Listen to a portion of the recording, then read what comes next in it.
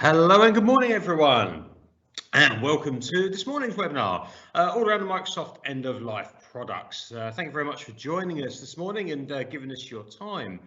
Just a bit of background and welcome to anyone who is new to ADM, but equally any of our more familiar faces, everyone just as welcome, and we thank you all for joining. For those who are new to us, we're ADM Computing. We're a Microsoft Gold partner. We are also ISO 9001, 14001 and 27001 accredited, as well as Cyber Essentials Plus. We're very proud of our Microsoft statuses there. We have a number of gold and a couple of silver, and yeah, we work hard for those. We very much have to live and breathe the technologies. You don't just go on a couple of courses and get a certificate there. We very much have to have that embedded through our business. We're deploying that for our customers. We have to deploy a certain amount of these solutions to actually keep those certifications alongside actually keeping our skill set up to date as well. So it's like I say, it's very much we live and breathe it. And embedded through our business processes, our ISOs and our Cyber Essentials Plus for security. So there's a lot we do there, and I say we're very, very proud of. We're also a highly rated partner with many other industry leading vendors, such as Sophos. We're a Sophos Platinum partner. We're a WatchGuard Gold partner, amongst others. And equally, as with the Microsoft, those, you have to very much live and breathe it. You have to pass certain exams. You have to deploy the solutions and actively do them. And we work closely with all those companies, so it gives us a really good spread of solutions that we can build, so we can get the right solution for our customers, not what we can just go and sell. And we've been established since 1984, and we're about 70 staff now, and about 3/4 of those are actually in the technical and service delivery teams. So we're very heavily weighted in that area, and we're all based out of our offices in Canterbury. Predominantly covering London, southeast of England, but of course with cloud computing, that spread and that reach is expanding all the time. Who am I? I'm Mark Phillip. I'm a service account manager and advanced cyber essentials practitioner here at ADM. So my role is kind of split really. I work with our customers and kind of consultancy role, helping them understand more about the Microsoft Cloud Stack. So we have a lot of people come to us for things like a mail migration. We'll get them into Office 365 for email, but they don't really know what else is out there. There's a huge world. And I spend a lot of my time, once we've done a mail migration, taking customers through, helping them understand that. And I speak at a lot of our events, as well as running these webinars around that sort of thing. The other half of my role, advanced cyber essentials practitioners. So I mentioned we have Cyber Essentials Plus. That's the government's cybersecurity standard. We have the higher levels. So as a practitioner, I'm one of two here at ADM.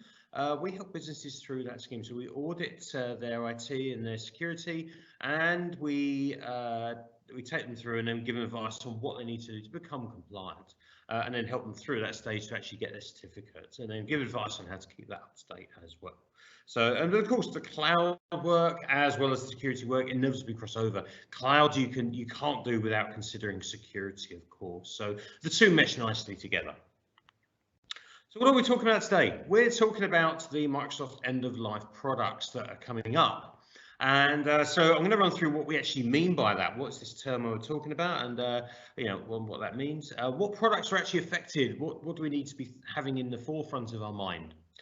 What are the options? What have you got available to actually to deal with these products, and what can you do moving forward?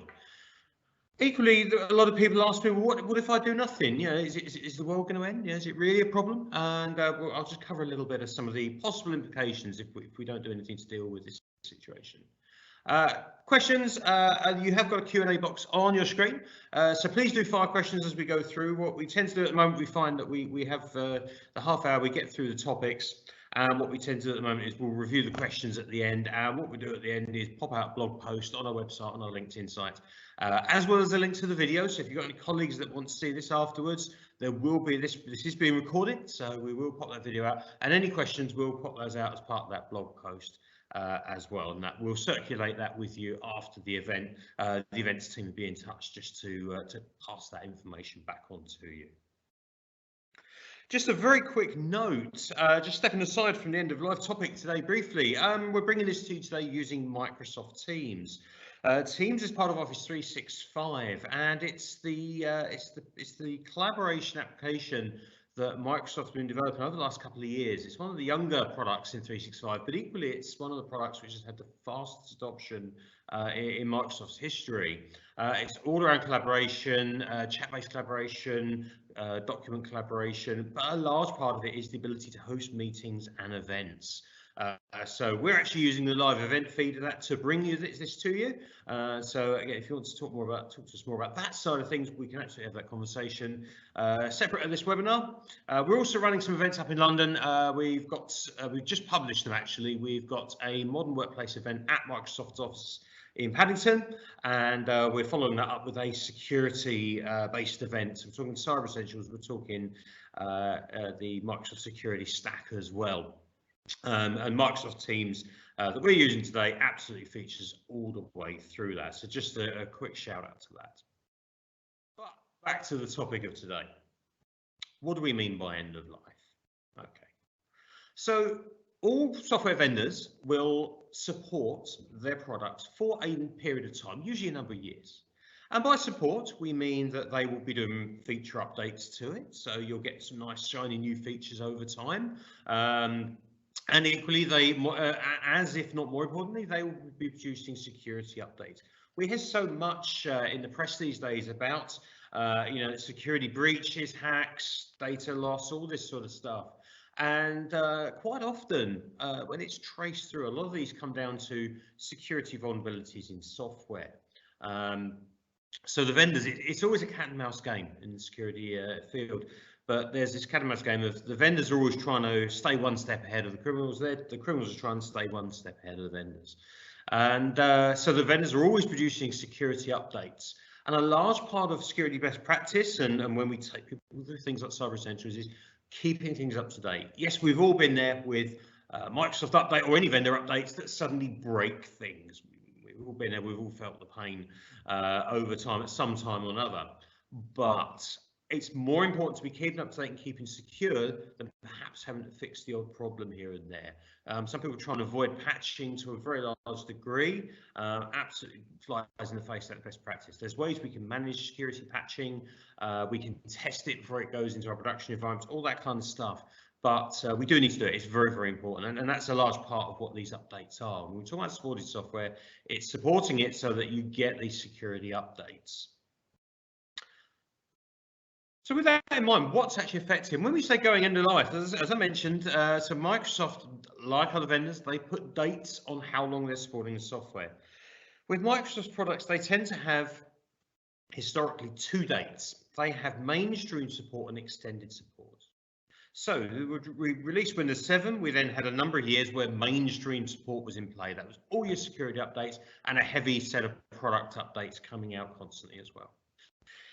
At some point, there's a date then where Microsoft decide, right, we're gonna cut off the mainstream support. So we're not really going to be doing much on the product updates because, for example, Windows 7 that's been superseded by Windows 8, 8.1, and now Windows 10 being the current desktop operating system. So Microsoft said, well, look, we don't want to put all our efforts into product updates and features for Windows 7. It's old. We want people on Windows 10, for some very good reason.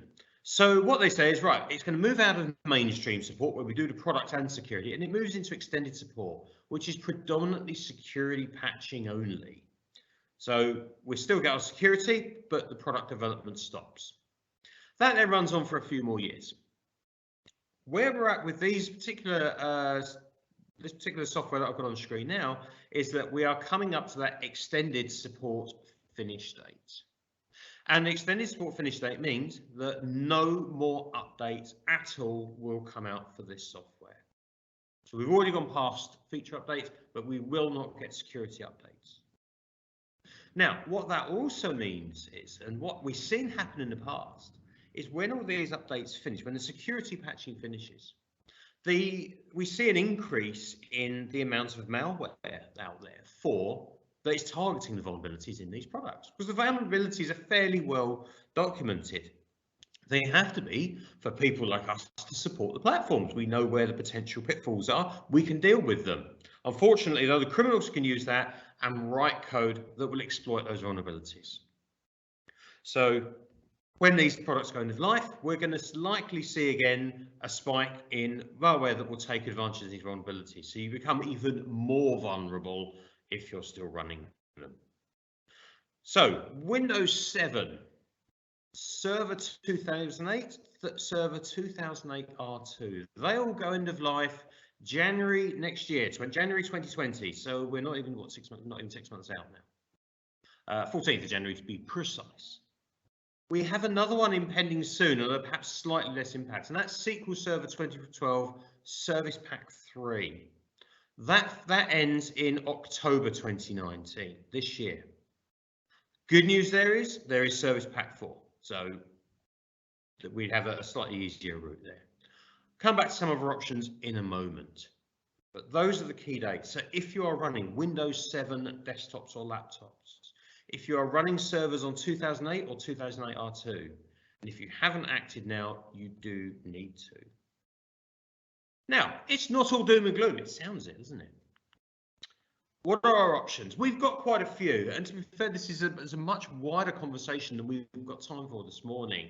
And the right option to move forward will vary from business to business. But I just want to put some thoughts out there on some of the things that are open to you. So let's start off with our servers, okay? So we mentioned there Server 2008, 2008 R2. So we're talking our server operating systems. So we've got a couple of options there. Now we could upgrade to a one server operating system, 2016 or 2019, which is out now. There is a wider conversation there. Is our server hardware up to that? You know, if we're running, you know, over 5-year-old hardware, then the chances are, from a combination of specification and potential age and reliability, then that hardware may not be fit for purpose to put newer infrastructure on. We do find some people are not taking advantage of the latest virtualization technology, so they may be running what we call a flat install of 2008 onto a server. And again, we wouldn't, you know, these days you'd be much better served looking at the virtualization software, VMware, Hyper-V, and so on. So there are various caveats to that, but we can look at bringing those servers up to date. If you're running those operating systems, so 2008, 2008 R2, within a virtualized environment now, then potentially you can look at running, updating those VMs up to one temporary operating system. But I mentioned hardware there. That is one big consideration. Can your hardware cope with updating to the newer operating system? But equally, we've got to think about what those servers are actually running. So we've got things like if you have an aged infrastructure, if that's an older domain, you may be heavily looking at upgrading your domain. If they are running things like mail servers and such like, you may be looking at updates there. The really big one that comes up time and again is when that server is running a line of business system. So let's say there's a finance package running on that 2008 server. Quite often what we'll see is that the line of business system version is in line with age-wise with the server operating system. So the question there immediately is, if we updated that server to say 2019, would that line of business system run on server 2019? If the line of business system is old as well, quite often it's a no. So instantly now you're into the realms of having to update line of business systems, not just your servers. Okay, so there's a much bigger question now. I've summarised that into one line: upgrade to server 2016 and 2019. But as I say, in reality, that is a much more involved conversation.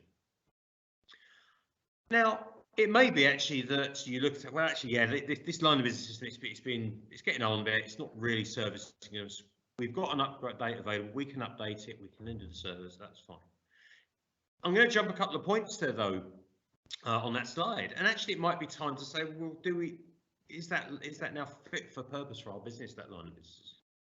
And a lot of software providers now are providing cloud versions. So it might be that you say, well, actually, we don't need an on-premise server running that system, and we could actually use the cloud version and get more benefit from it. But you've still got to manage that migration and that system upgrade. But there's different things to consider and look at. We come back to our workstations as well, our PCs, our laptops, and as I say, if we're running Windows 7. And absolutely there, we'd be looking at getting that up onto Windows 10. I'm going to repeat my comment though about the hardware, and that if anything, we tend to see this more often, I think, with workstations.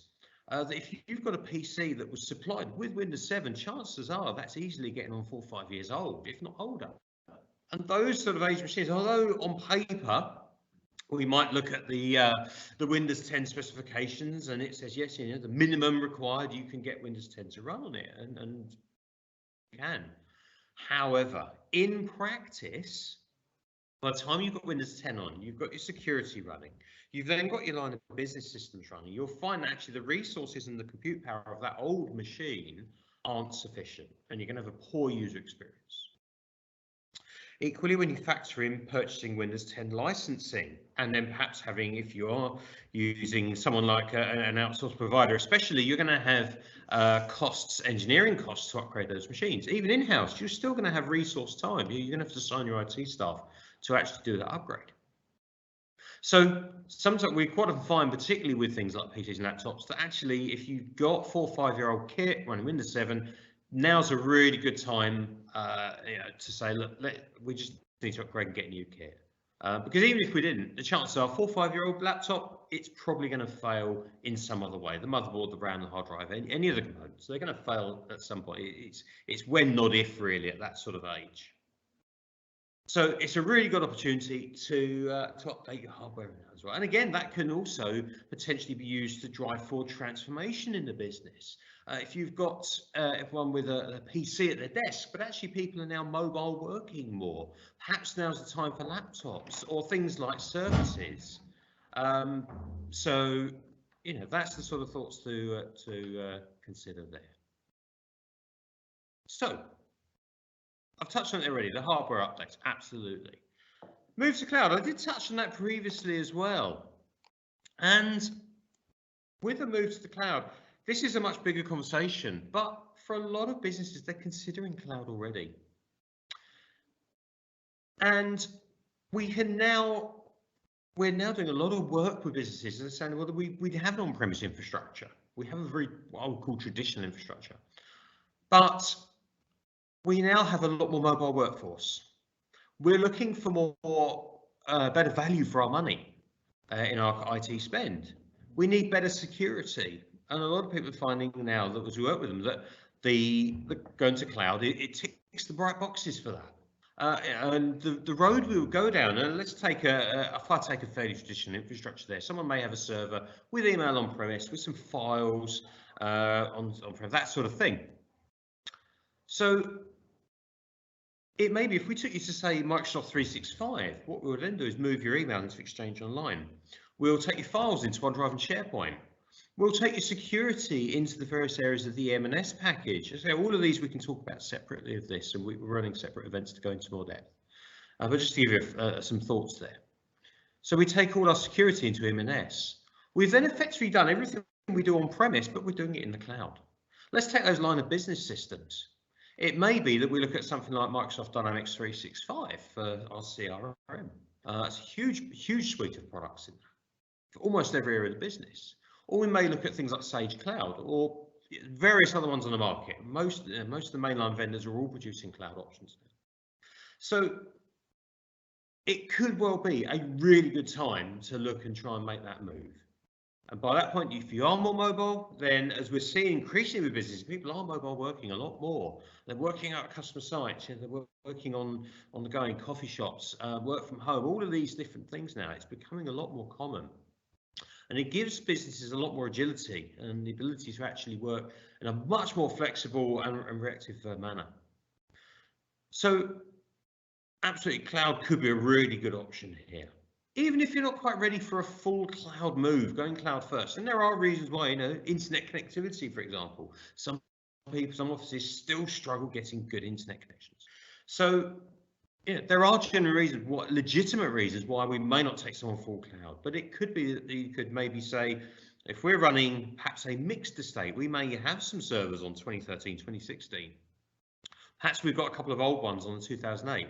Well, maybe you can take some of your workloads up into the cloud. perhaps decommission that old Exchange server and get it in Exchange Online. And then we can look at decommissioning the 2008 servers. And then we look at a gradual plan over 3 to 5 years to gradually replace those and move those into cloud. So there's various ways we can do it. And underpinning all that is exactly what I'm talking about, is that opportunity to digitally transform. And we hear this term a lot of the time, but it is absolutely a time for businesses of digital transformation. There's so much out there. And part of that, I touched on it earlier, is the better spend of budget as well. With the likes of Microsoft 365, for what you may spend on traditionally an email platform or even a hosted email, people who are taking to the 365 suite are actually finding they get their email there, and they get all these other tools as well. You're getting your desktop applications. We're getting the other online applications like Sway for presentations. We've got Planner for project management,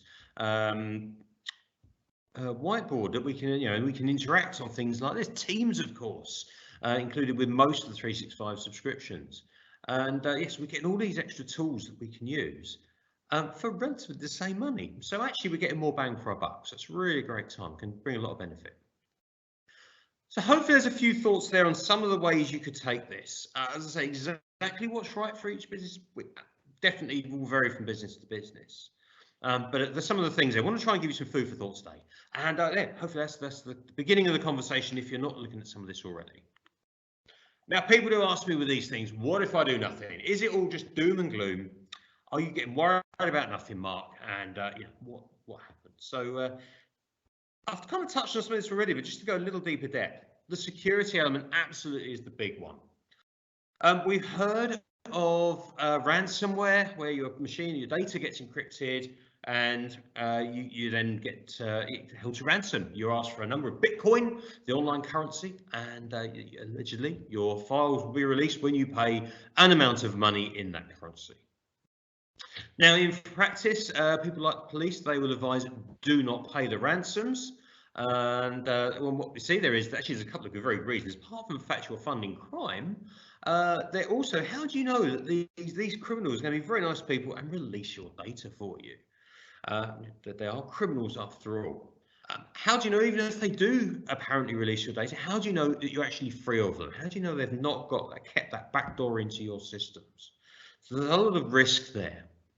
So our traditional response to that, what we tend to do, and we have had businesses and customers we've helped with this, now people have become customers to do more.